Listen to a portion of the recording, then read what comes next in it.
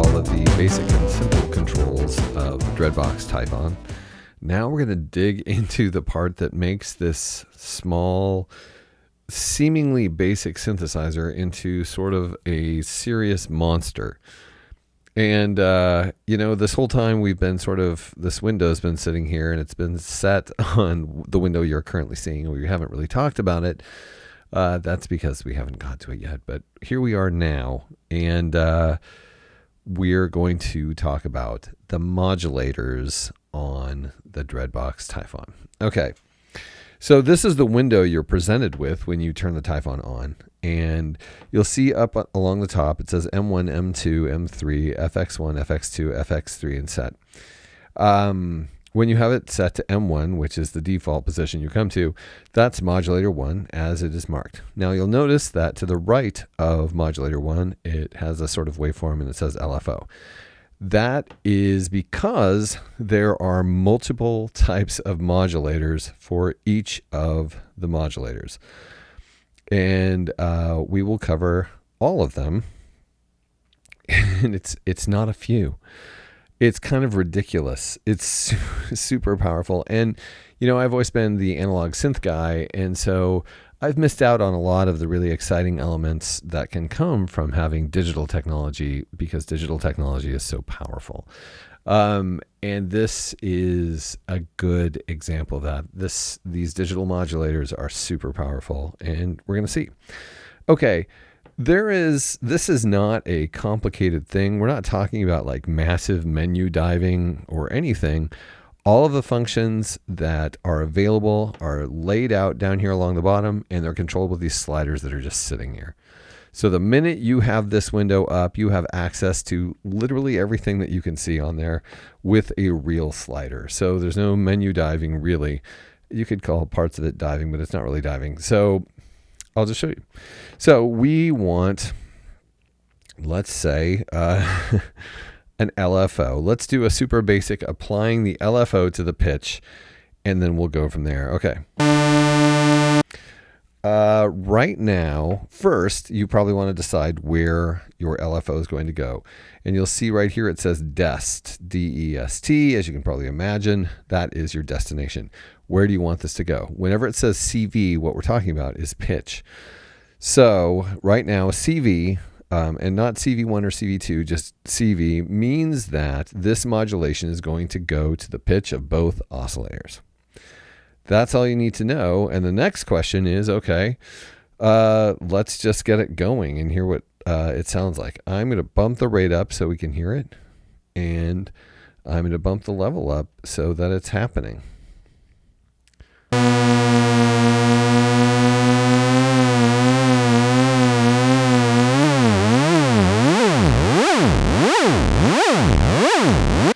Okay, it's super basic. That rate, here we can adjust the rate.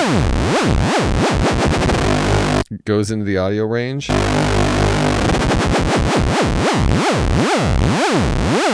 And the level, it goes up to 24. That's the largest amount. And you can also go into the negative.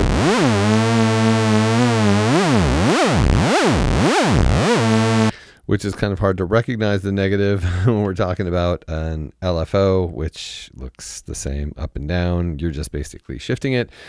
We also have the wave we can choose. That was a triangle wave. We can go up to a saw wave. Now if we change the level, I think we'll hear the opposite.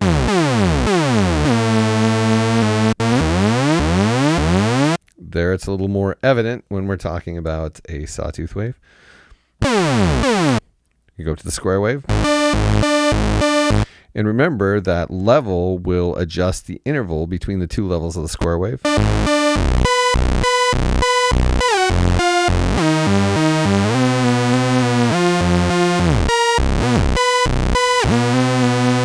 And when you go below 0, of course, it's the opposite level. The low level becomes the high level, and vice versa. There's a pulse-shaped wave. A sort of squared-off triangle, kind of a trapezoid wave.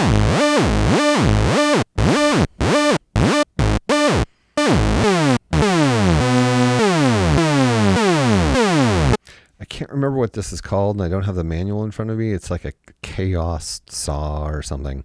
And I think it is a saw of variable amplitude.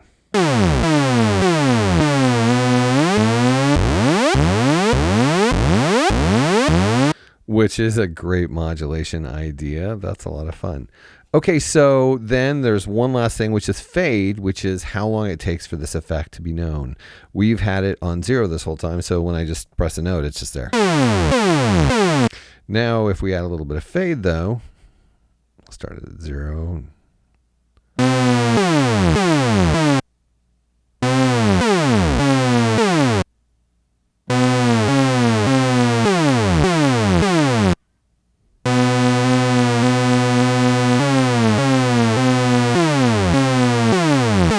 It's kind of hard to notice because I have it on variable wave. Let me put it on something that repeats so that it's not so weird.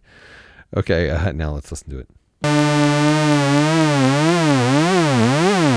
So the fade just sort of delays the amount of time it takes for the effect to become known. There's a negative fade, which is cool. If you have negative fade, it starts out with the modulation and then the modulation fades away. That is a really cool thing. A lot can be done with that. You can do really interesting attack transients with something like that, depending on where you have the effect routed to. That's a lot of fun. I just assumed I knew what the fade was without dealing with it, and here I've made a discovery as I'm showing it to you.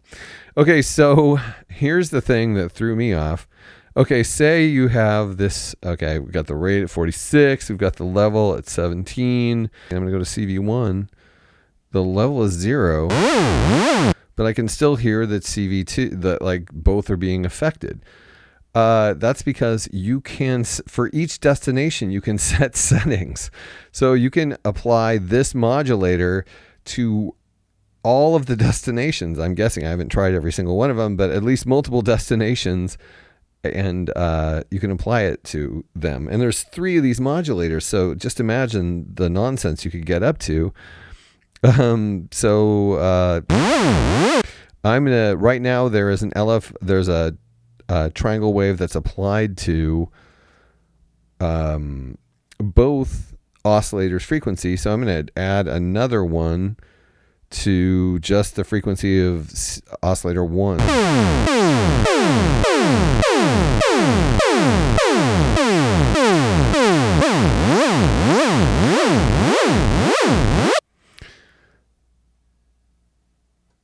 So you can apply this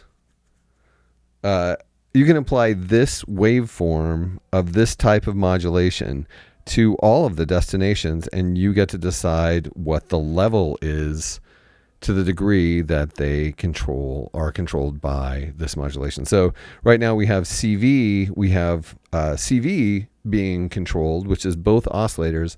And so I'm going to add this effect to oscillator 1 in the negative. Now those 2 oscillators are being modulated separately. And then we could go up to CV2 and I could add it to CV, the second oscillator, in great degree in the positive. So that's really cool, and you can just keep going. We can modulate the wave shape.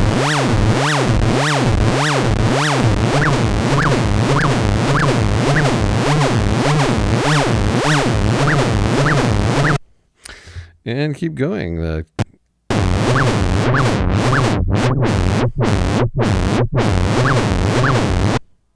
Resonance.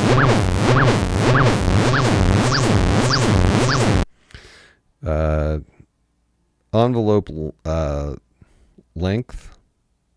I wonder if that's the time.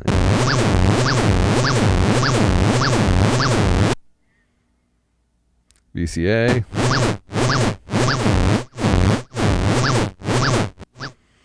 And then the effects. Oh. The VCA, I guess, is going now. It's no longer controlled by the envelope and is also controlled by this modulation. And we can direct it to the effects, which we haven't talked about yet. But yeah, let's take that off. That's kind of insane. But that's cool, because then, like, if you want a modulation to occur, irrespective of what the amp settings are, you can do that. So basically what we're looking at is the modulator, the LFO, modulator set to LFO. Its settings can be directed to a number of destinations at independent levels per destination. And that is mad. Okay, but then the modulator doesn't stop there. We can also go from the LFO to an envelope. So if we want to use this modulator, let's see, let's find another. Oh, there's already different settings here, probably from what this patch originally was.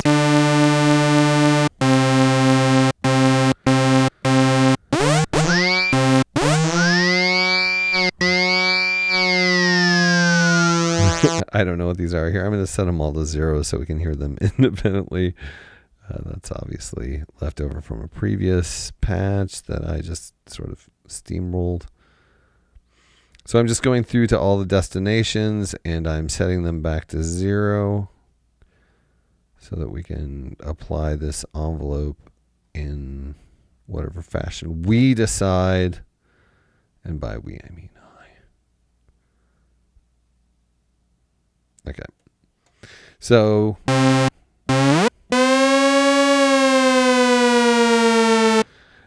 we have an attack, decay, release, and sustain. So it's kind of an ADS sort of envelope.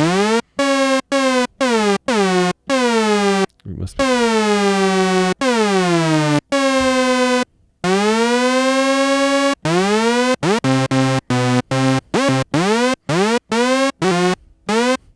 So this is really cool. As a modulator, you can do attack transients. You can direct this to the filter or some other cool effect that will cause some sort of sound at the beginning of your sound, which is very much how acoustic sound happens, like a guitar pluck or something like that. So this is fun, and we can also, of course, take it, apply it negatively.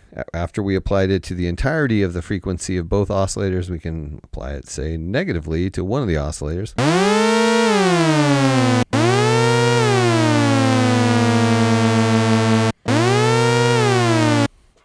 So that's weird. And let's see. We'll apply it positively to oscillator 2.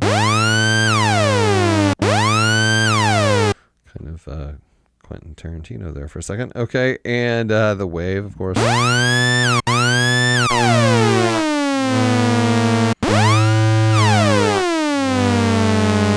That's really cool, because then the frequency seems to play a role. That's really cool.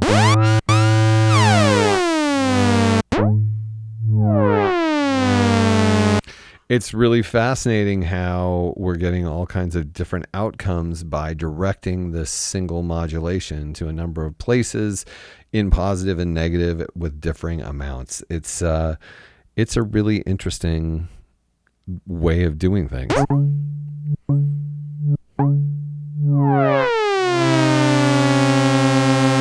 Again, I'm just going to skip the effects because we'll talk about that when we get to the effects. But so that's awesome. And of course, we're still not done because there's sample and hold. That's another. So far we have an LFO possibility. We have the possibility of choosing an envelope, which we can send in positive and negative to a variety of sources. And now we have sample and hold, which I think you'll agree is always cool when it goes to, these, I need to zero these out. There's probably some quick way to zero things out, but I don't know it because you know how it goes. Okay. Oh, these are probably the settings that I had it set to.